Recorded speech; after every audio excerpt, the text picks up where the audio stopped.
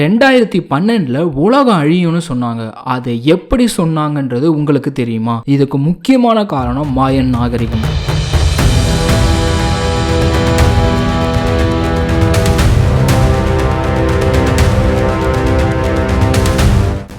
தமிழகத்தில் வாழ்ந்த மூவேந்தர்களில் ஒருவரான சோழர்களுக்கும் மாயன் நாகரிகத்திற்கும் தொடர்பு இருக்குன்னு வரலாற்று ஆராய்ச்சியாளர்கள் சொல்லிட்டு இருக்காங்க. இதை உங்களால நம்ப முடியுமா?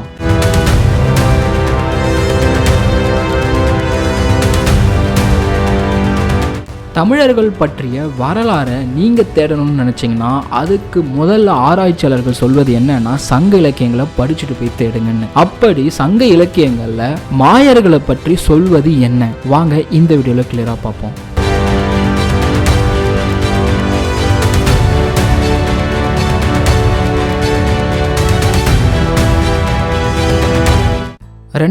வருடங்களுக்கு முன்பு வாழ்ந்த மாய நாகரிகத்தின் பழங்குடியின மக்களுக்கும் தமிழர்களுக்கும் என்ன தொடர்பு இருக்குன்றதையும் அதை பற்றிய வரலாற்று ஆராய்ச்சியாளர்கள் குறிப்பிடும் தகவல்கள் என்னன்றதையும் ஆல்ரெடி நம்ம ஒரு வீடியோவா போட்டிருக்கோம். பார்க்காதவங்க மேலே டேக் பண்றேன், நீங்க செக் பண்ணி பார்த்துக்குங்க.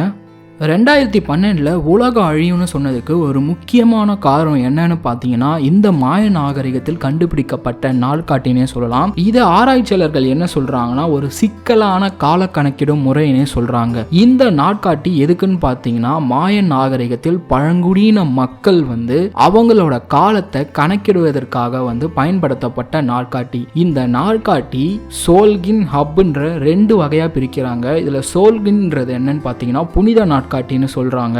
இந்த சோல்கின் நாட்காட்டிய மாய நாகரிகத்தை சேர்ந்தவங்க எதுக்கு யூஸ் பண்ணுவாங்கன்னு, எதுக்கு பயன்படுத்துவாங்கன்னு பார்த்தீங்கன்னா திருமணங்கள், மத விழாக்கள், குழந்தைகளுக்கு பெயரிடுதல், இது மாதிரியான விழாக்களை நடத்துவதற்காக சோல்கின்ற நாட்காட்டியை பயன்படுத்துவாங்களாம். இன்னொரு வகை என்னன்னு பார்த்தீங்கன்னா ஹப் நாட்காட்டி. இது சூரிய ஆண்டு முறையை வச்சு கணக்கீடு பண்ணுவாங்கன்னு சொல்றாங்க. இந்த சோல்கின் ஹப் இந்த 2 முறையை வைத்து தான் ஒரு காலண்டர் சுற்று பயன்படுத்தப்பட்டு மாயன் நாகரிகத்துல 365 நாள் கொண்ட ஒரு நாட்காட்டியை மாயன் நாகரிகத்தை சேர்ந்தவங்க உபயோகப்படுத்திட்டு இருந்திருக்காங்க. இந்த 365 நாட்களுக்குமே தனித்துவமான பெயர்களும் எண்களும் இருக்குன்னு சொல்றாங்க.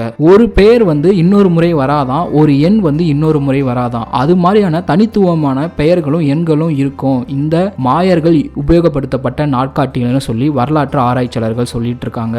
இந்த நாட்காட்டியை எப்பத்திலிருந்து மாயர்கள் உபயோகப்படுத்திட்டு இருந்திருப்பாங்கன்னு சொல்லி வரலாற்று ஆராய்ச்சியாளர்கள் சொல்றாங்கன்னு பாத்தீங்கன்னா கிமு 3114 இருந்து 2012 டிசம்பர் 12 வரைக்கும் இந்த நாட்காட்டி இருந்திருக்குங்க. அதாவது கிட்டத்தட்ட 5000 வருடங்களுக்கு மாயன் நாகரிகத்தை சேர்ந்தவங்க அவங்களோட காலத்துல இந்த நாட்காட்டியை உருவாக்கி வச்சுட்டு போயிருந்திருக்காங்க. இந்த நாட்காட்டியோட கடைசி காலம் தான் டிசம்பர் 12 2012.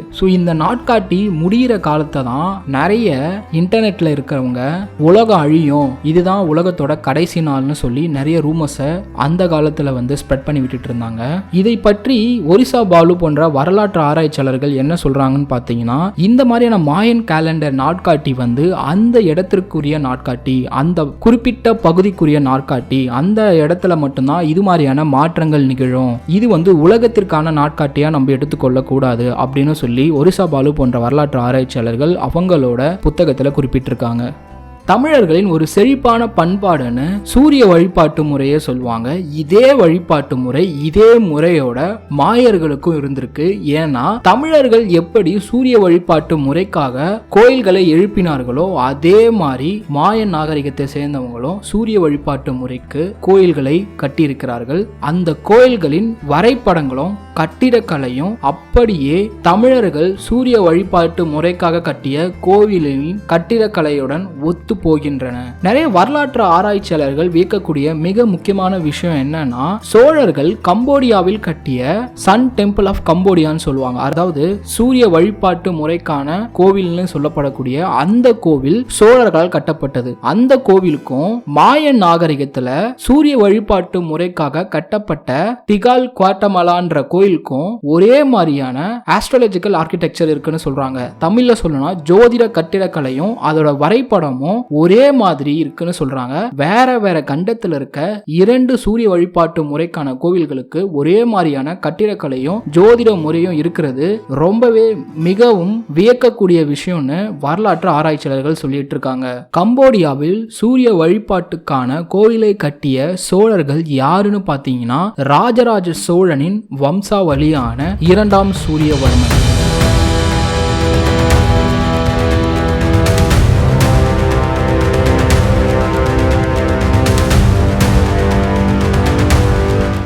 மெக்சிகோ மற்றும் அமெரிக்காவில் வாழ்ந்த பழங்குடியின மக்கள் விளையாடக்கூடிய மிக பழமையான கேம் எதுன்னு கேட்டிங்கன்னா பட்டோலின்னு சொல்லுவாங்க. இந்த பட்டோலின்ற ஒரு விளையாட்டும் தமிழகத்தில் நம்ம விளையாடக்கூடிய தாயம்ன்ற ஒரு விளையாட்டும் ஒரே ஒரு விளையாட்டு தாங்க. இரண்டுமே வெவ்வேறு கிடையாது, ஒரே மாதிரியான விளையாட்டு தான். இந்த விளையாட்டு தான் அமெரிக்காவில் வாழ்ந்த பழங்குடியின மக்களும் மெக்சிகோவில் வாழ்ந்த பழங்குடியின மக்களும் விளையாடி இருக்காங்க. தமிழ் சங்க இலக்கியங்களில் சிலப்பதிகாரம், மணிமேகலை, சிவக சிந்தாமணி இது போன்ற நூட்களில் கலாச்சார நாயகனாக குறிப்பிடும் ஒரு நபர் பெயர் தான் மாமுனி மாயன். இந்த மாமுனி மாயன்ற பெயருக்கு வரலாற்று ஆராய்ச்சியாளர்கள் என்ன சொல்றாங்கன்னு பாத்தீங்கன்னா இவரு தான் ஐந்திரத்தை தொடங்கியவர்னு சொல்றாங்க. ஐந்திரம்ன்றது என்னன்னா தமிழின் இலக்கியங்கள் தோன்றிய ஒரு பள்ளினே சொல்லலாம். இந்த ஐந்திரம் தான் சங்க இலக்கியங்களில் மிக பழமையான நூலான தொல்காப்பியங்களிலும் குறிப்பிட்டிருப்பாங்க. இந்த ஐந்திரத்தை தொடங்கியவர்னே மாமுனி மாயன்னு வரலாற்று ஆராய்ச்சியாளர்கள் சொல்லிட்டு இருக்காங்க. அது மட்டும் இல்லாம தஞ்சாவூர்ல இருக்க பெரிய கோவிலோட தலைமை கட்டிட கலைஞர் யாருன்னு பாத்தீங்கன்னா குஞ்சாரமல்லன் ராஜராஜ பெருந்தஞ்சன். இது 1000 வருஷத்துக்கு முன்னாடி கட்டின கோவிலுங்க.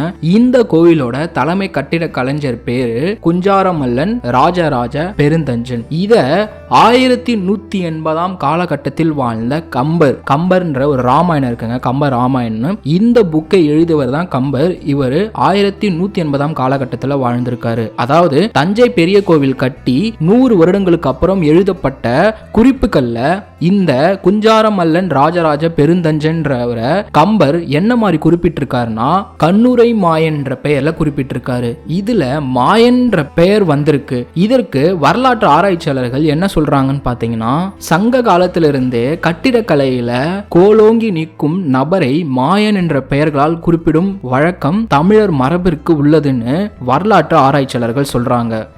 தமிழர்களின் ஆன்மீகத்தின் அடையாளமா ஓம்ன்ற வார்த்தையை குறிப்பிடுவாங்க. இந்த ஓம்ன்ற வார்த்தை என்ன குறிப்பிடும்னு சொல்லுவாங்கன்னு பாத்தீங்கன்னா அண்ட அதிர்வு, இங்கிலீஷ்ல சொல்லணும்னா காஸ்மிக் எனர்ஜின்னு சொல்லுவாங்க. இந்த ஓம்ன்ற சிம்பிள மாயன் நாகரிகத்தில் கண்டெடுக்கப்பட்ட கேலண்டர்ல வேற மாதிரி குறிப்பிட்டிருக்குன்னு சொல்றாங்க. இதை ஏன் அதிகாரப்பூர்வமா அறிவிக்கலன்னு பாத்தீங்கன்னா 1500ஆம் காலகட்டத்திற்கு அப்புறம் வந்த ஸ்பானிஷ் மக்கள் அங்க மாயன் நாகரிகத்தில் இருந்த பல நினைவுகளையும் வரலாற்று தகவல்களையும் அழிச்சாங்க. அதை அழிச்சதுனால நிறைய தகவல்கள் தொலைந்தது என்று வரலாற்று ஆராய்ச்சியாளர்கள் சொல்றாங்க.